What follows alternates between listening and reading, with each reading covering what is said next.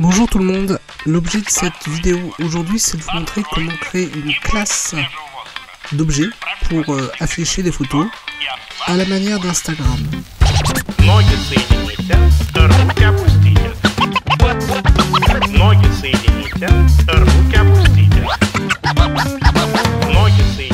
Je vous invite à voir différentes choses durant cette vidéo, notamment la manière dont on ajoute une classe, dont on la commente, et la manière dont on va découper les informations entre la partie où on manipule les photos et la partie où on va chercher les photos. Ce sont deux choses totalement différentes et c'est des points sur lesquels on va souvent revenir, donc je vous invite à bien regarder comment on fait.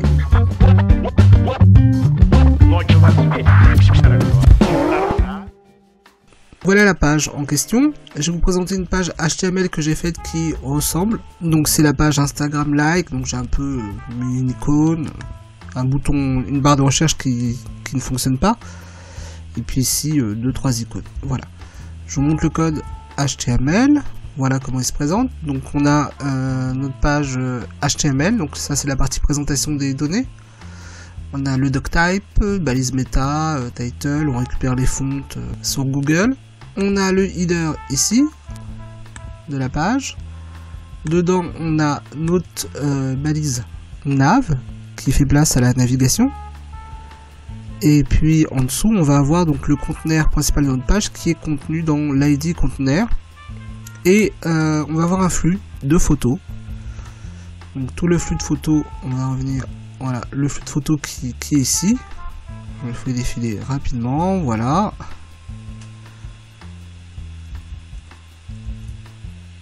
Ce flux de photos va être géré dans l'ID flux ici. Donc le CSS il est là. Il est assez simple, hein. J'ai donc donné le nom de mon projet au départ. Ensuite j'ai intégré les parties communes sur la body, sur le A, sur la balise H1, la police. J'ai traité le header, la barre de navigation et ensuite le flux de photos. Donc j'ai utilisé la Flexbox pour gérer ce flux de photos. Je vous propose de voir comment on fait. Donc la première chose que je vais faire, c'est que je vais copier deux photos.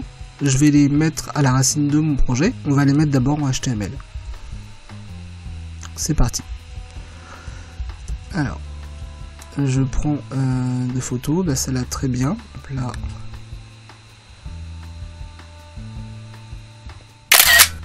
Voilà. Voilà, donc j'ai mis deux photos. Alors le petit souci c'est que ma capture d'écran, elles sont beaucoup trop grosses. Donc on va les modifier légèrement. On va adapter la largeur. On était à 640 pixels, voilà. Donc on va les fixer 640. Donc la première chose que je vais faire, c'est que je vais modifier la taille de l'image. Je vais la passer en 72 dpi. Voilà. Ensuite, une fois en 72 dpi, je vais les fixer à 640 de large. Elle va être un peu grossie, c'est pas grave. Voilà. Hop. Même chose ici.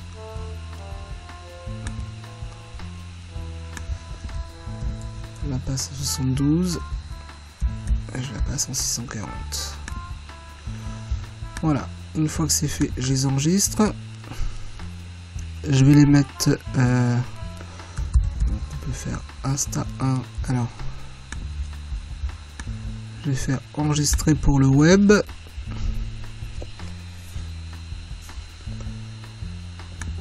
Voilà. Voilà, je regarde le poids qui apparaît ici. Voilà. Insta 1.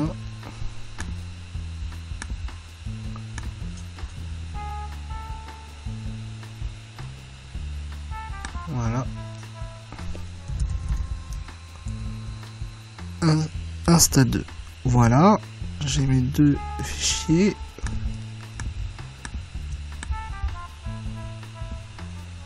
Je les mets ici. Voilà.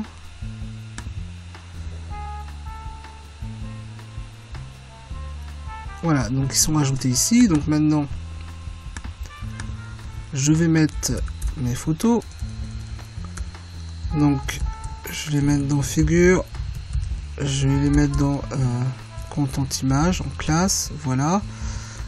Là-dedans, je vais mettre mon auteur.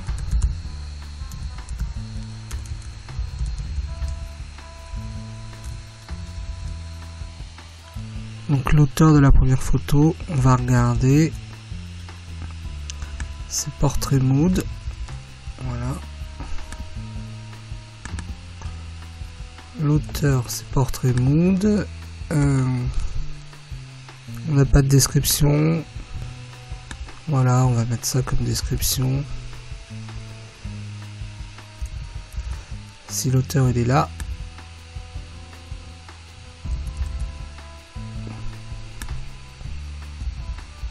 Voilà. Ensuite, on a la photo. Alors, c'est Insta 1, voilà.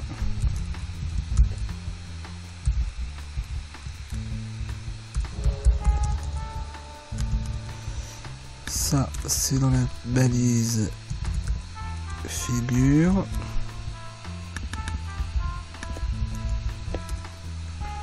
Voilà, on va se rajouter une petite date.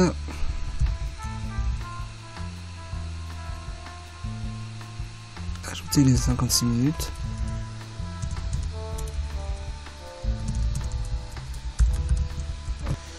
Le 6/07/2017. Voilà, donc on a mis notre première photo, on va regarder ce que ça donne. Voilà, donc la première photo elle est là, il y a un problème dans la largeur. C'était pas 640 pixels qu'il fallait faire. Oui, c'est peut-être pour ça. Content image, caption 590. Là ça fait 50, 590 moins 50, 540. Voilà, on va rester sur le 540, voilà. On a la première image. On va faire la deuxième image. Donc là on copie-colle. Voilà. C'est la deuxième image. Donc la deuxième image, c'était celle-là. L'auteur de la photo.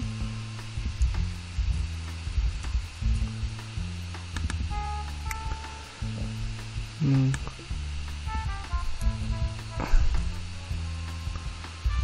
voilà.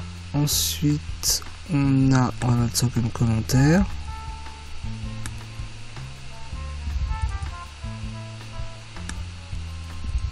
Voilà, c'est l'Insta 2.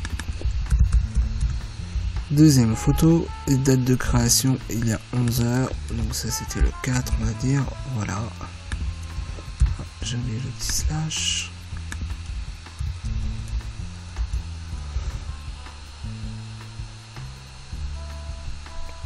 Voilà, donc là on a nos deux photos, ça fonctionne, elle s'affiche. Et on est bien sur, on est sur du HTML. Et on va commencer donc à rentrer dans du PHP.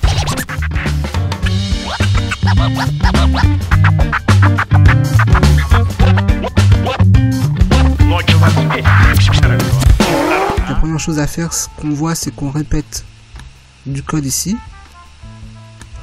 Et ça, bien sûr, il ne faut pas le faire. Donc on va enlever ça. Pour enlever ça, on va créer une boucle ici, dans ce genre-là.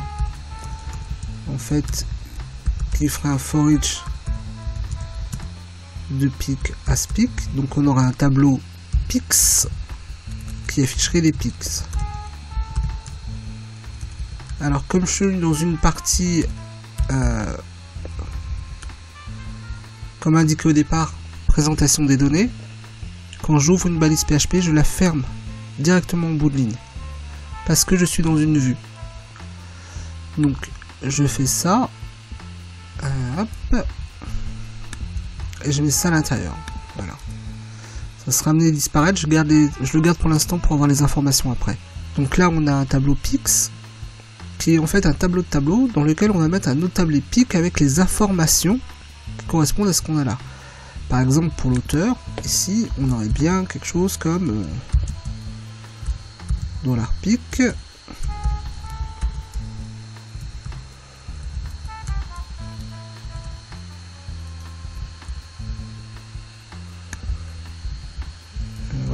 hauteur. Quelque chose comme ça. Donc hop, on aurait photo by. Et puis ici, on aurait ça. Et ça disparaît. Voilà. Donc on va l'avoir partout. Je vais le garder pour l'instant parce que j'en aurai besoin après. Donc là, je vais avoir hauteur. Ici, je vais avoir description.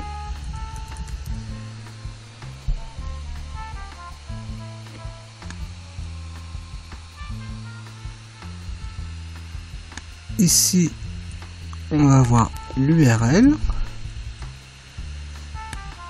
Et ici, la date de création. Voilà. Tout ça, ça va arriver en fait avant la partie HTML. C'est-à-dire qu'avant la vue, on va avoir une partie qui va être entièrement en PHP. Et donc qui aura pour but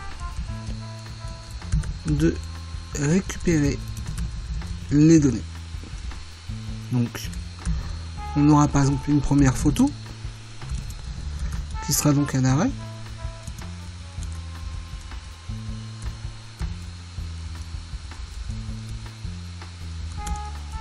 Dans lequel je vais avoir une URL. Comme par exemple astapic.jpg.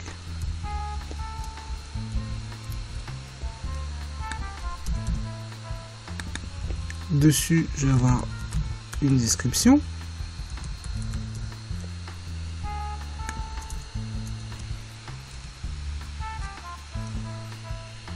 Voilà, je rajoute ma description.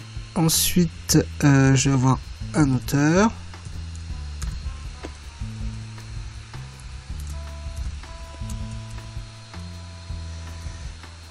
Et je vais avoir un creative date. Voilà, donc c'est pour ça que j'avais laissé les informations là parce que je vais les recopier maintenant. Voilà, donc un auteur.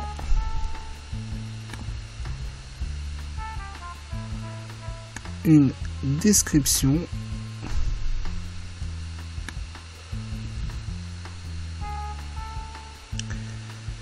Et une date de création. Voilà,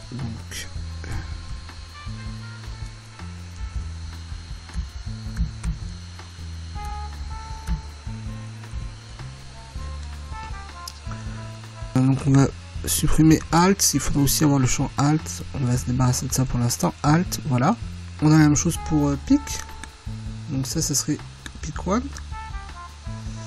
En fait, on aurait pic 2. Avec les informations propres à pic 2. Donc Insta 2, voilà. Ensuite, l'auteur de la photo, il est là.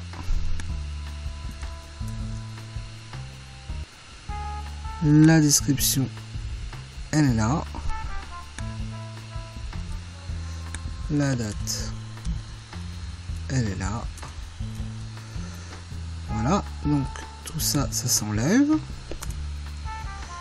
On a donc ici notre boucle qui récupère nos pics dans un arrêt de arrêt. Il ne reste plus qu'à le créer. Donc en fait, on a un pix qui est donc un arrêt et qui donc va prendre pic 1 et pic 2. Voilà. Là, on a récupéré nos données. On teste. Voilà, ça marche. Alors, quel est l'intérêt là?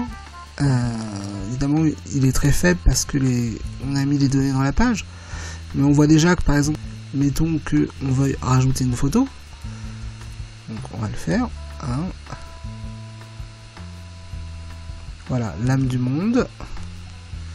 C'est un classique, hein. À mon avis c'est Douaneau, l'auteur de la photo, voilà. Voilà, donc là, on fait juste notre petite retouche photo en fait.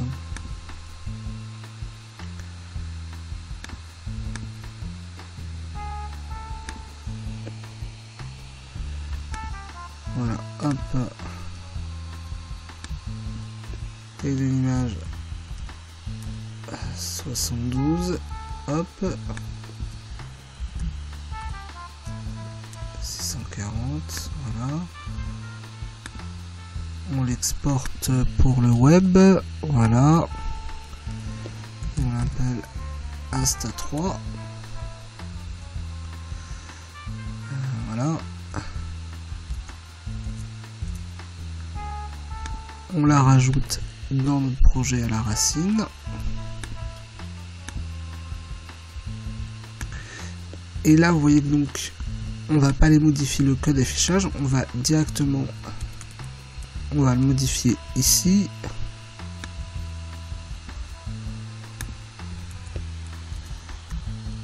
Pic 3.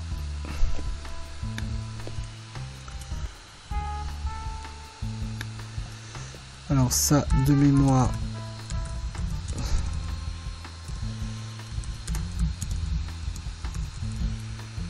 hop. Alors, 2-3 petits soucis. Voilà. C'est douaneau. Vous voyez que là, on a bien découpé déjà 2 tâches. 1, récupérer les données. 2, présenter les données.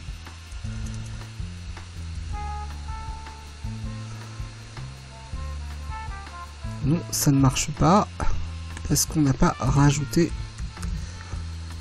notre 3e photo. Voilà.